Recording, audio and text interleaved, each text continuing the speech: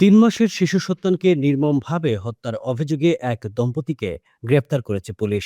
লন্ডনের ফ্রিন্সলে এলাকায় এই হৃদয়বিদারক ঘটনাটি ঘটেছে। শিশুটি মাথায় গুরুতর আঘাত পেয়ে হাসপাতালে চিকিৎসাধীন অবস্থায় মারা গেছে। ঘটনা শুরু হয় গত ৩০ জানুয়ারি উত্তর লন্ডনের ফ্রিন্সলে এলাকায়। প্যারামেডিক এবং পুলিশ সদস্যরা আদম অ্যাসিড নামের ৩ মাসের ওই শিশুকে আহত অবস্থায় উদ্ধার করেন। শিশুটির মাথায় গুরুতর জখম থাকায় তাকে দ্রুত হাসপাতালে নিয়ে যাওয়া হয়।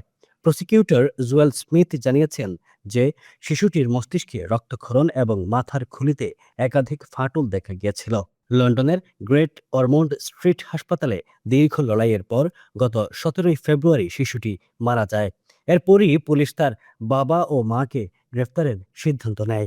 অভিযুক্ত ৩২ বছর বয়সী মা দুনিয়া চেতাউত এবং ৪৪ বছর বয়সী বাবা আবদেল কাদের অ্যাসিদ বর্তমানে কারাগারে রয়েছেন। তাদের বিরুদ্ধে শিশুকে হত্যা এবং মৃত্যুর সুযোগ দেওয়ার অভিযোগ আনা হয়েছে। আগামী বছর ফেব্রুয়ারিতে এই মামলার চূড়ান্ত বিচার শুরু হওয়ার সম্ভাবনা রয়েছে। দেশীয় সবজির স্বাদ উপভোগ করুন ইফকো ব্র্যান্ডের সঙ্গেই থাকুন।